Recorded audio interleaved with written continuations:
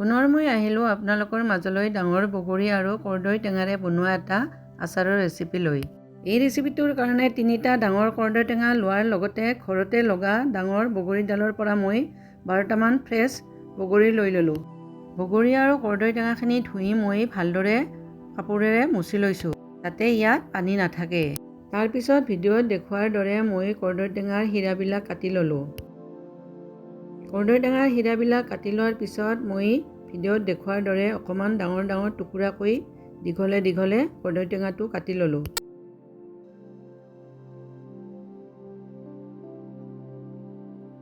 আৰু ভিডিঅ'ত দেখুওৱাৰ দৰে মই মাজৰ হীৰডালো কাটি ল'লোঁ। তাৰপিছত কৰ্দৈ টেঙাৰ টুকুৰাটোৰ পৰা মই ছুৰীৰ আগেৰে গুটিকেইটাও উলিয়াই ল'লোঁ। গুটিকেইটা উলিয়াই লোৱাৰ পিছত মই এটুকুৰা 4 টুকুৰামান কৰি অকণমান ডাঙৰ ডাঙৰকৈ কাটি ল'লোঁ। মোৰ কৰ্দৈ টেঙাকেইটা অকণমান পকাৰ নিচিনা হৈছে। কেঁচা হ'লেও কোনো কথা নাই, পুৰত হ'লে হ'ল, কিন্তু বেছি পকা হ'ব নালাগে।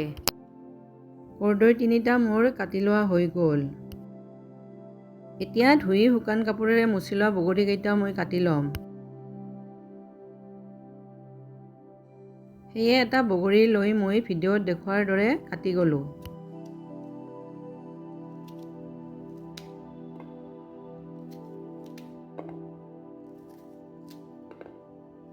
ভিডিঅ'ত দেখুওৱাৰ দৰে আটাইখিনি বগৰী মোৰ কাটি লোৱা হৈ গ'ল।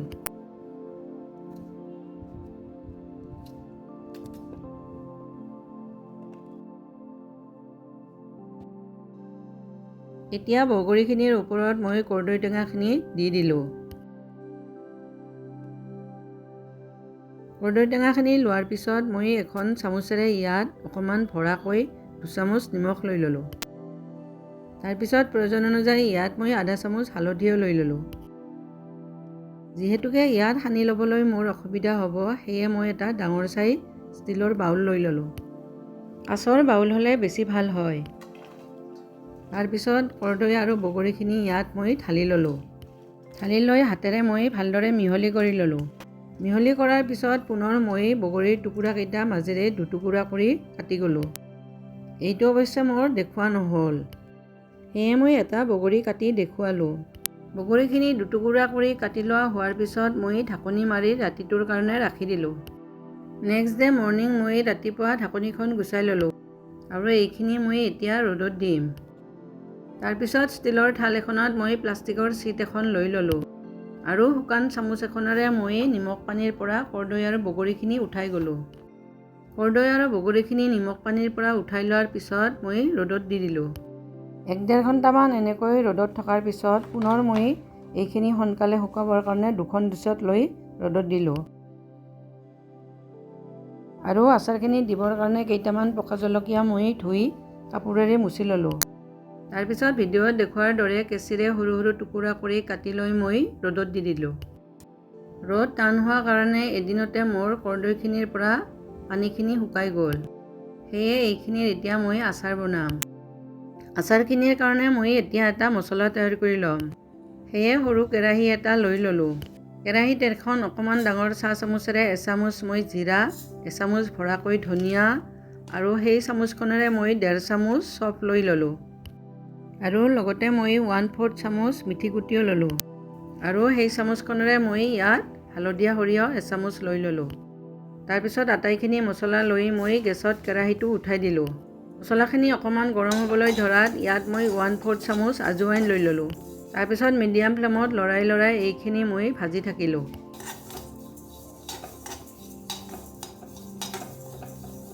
এক 1.5 মিনিটমান এনেকৈ লৰাই লৰাই ভাজি থাকোঁতে এইখিনি অকণমান ফুটিবলৈ ধৰাত মই গেছৰ ফ্লেমটো অফ কৰি দিলোঁ।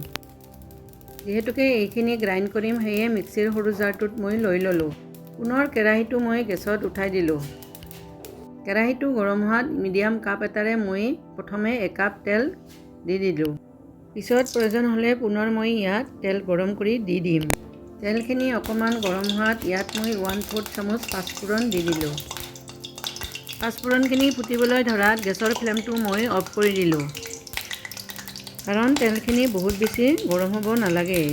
তেলখিনি ঠাণ্ডা হ'বলৈ দি কৰ্দৈ আৰু বগৰী টেঙাৰ ডিছ দুখন মই লৈ ল'লোঁ। আৰু লগতে মই এটা বাউলো লৈ ল'লোঁ। তাৰপিছত বাউলটোত কৰ্দৈ আৰু বগৰীখিনি মই লৈ ল'লোঁ। এইখিনি লোৱাৰ পিছত এতিয়া মই ইয়াত মছলাখিনি লৈ ল'ম। মছলাখিনি মই একেবাৰে মিহিকৈ গ্ৰাইণ্ড কৰা নাই। আচাৰৰ মছলাখিনি একেবাৰে মিহি হ'ব নালাগে। তাৰপিছত গ্ৰাইণ্ড কৰা মছলাখিনি মই কৰ্দৈ আৰু বগৰীখিনিৰ ওপৰত ঢালি ল'লোঁ। আৰু লগতে কালাৰ হোৱাৰ কাৰণে মই ইয়াত কাশ্মীৰী ৰেড চিলি পাউডাৰ আধা চামুচ লৈ ল'লোঁ। আৰু শুকাবলৈ দিয়া জলকীয়াখিনিও মই ইয়াত লৈ ল'লোঁ। লগতে মই আকৌ কেইটামান কেঁচা জলকীয়া ফালি শুকাবলৈ দিছিলোঁ, সেইকেইটাও ইয়াত দি দিলোঁ। তাৰপিছত এখন শুকান চামুচেৰে মই এইখিনি ভালদৰে মিহলালোঁ। জলকীয়া আৰু মছলাখিনি মিহলাৰ পিছত ইয়াত মই আধা চামুচতকৈ কম অকণমান নিমখ লৈ ল'লোঁ। তাৰপিছত নিমখখিনিও ইয়াত মই ভালদৰে মিহলাই ল'লোঁ। এতিয়া ঠাণ্ডা হ'বলৈ দিয়া তেলখিনি মই আঙুলিৰে চুব পৰা হোৱাত ইয়াত মই ঢালি ল'লোঁ।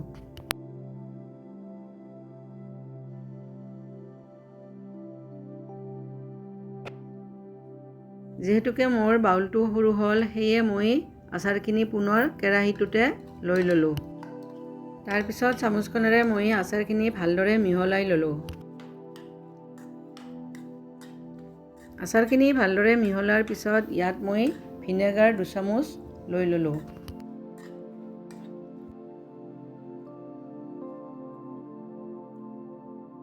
ভিনেগাৰখিনি দি মই এইখিনি ভালদৰে মিহলাই ল'লোঁ। যিহেতুকে আচাৰখিনিত মোৰ অকণমান তেল কম হোৱা যেন লাগিল, সেয়ে ইয়াত পুনৰ মই আধা কাপ তেল গৰম কৰি ঠাণ্ডা কৰি ইয়াত লৈ ল'ম।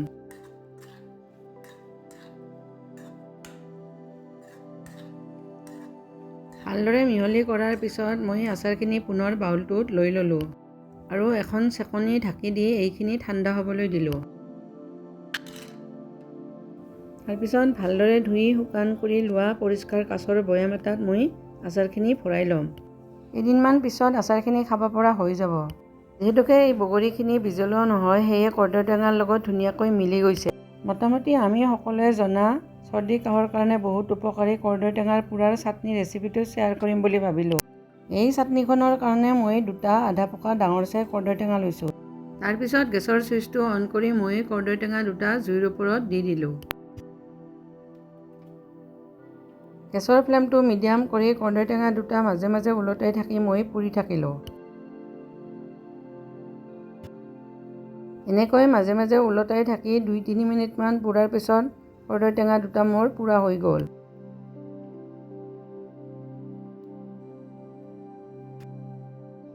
কৰ্দৈ টেঙা 2টা পুৰা হোৱাৰ পিছত মই এটা বাউলত লৈ গেছটো অফ কৰি দিলোঁ।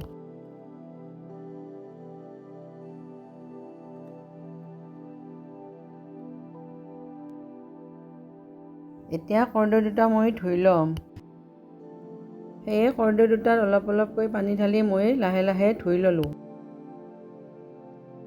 যাতে কৰ্দৈ 2টাৰ ওপৰে ওপৰে পোৰাখিনি উঠি যায়।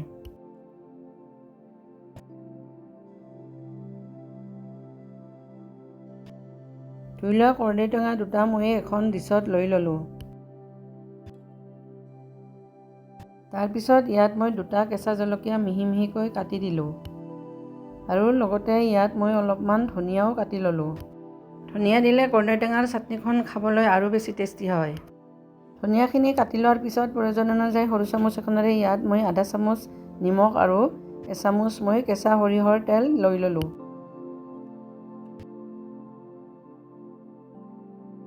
কেঁচা সৰিয়হৰ তেলখিনি লৈ মই এইখিনি হাতেৰে পিটিকি ভালদৰে মিহলি কৰি ল'লোঁ।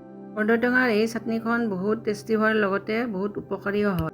ৰেচিপি 2টা চাই কেনেকুৱা লাগিল কমেণ্ট কৰি জনাব আৰু লগতে লাইক, শ্বেয়াৰ, ছাবস্ক্ৰাইব কৰিবলৈ নাপাহৰিব। আজিলৈ ধন্যবাদ।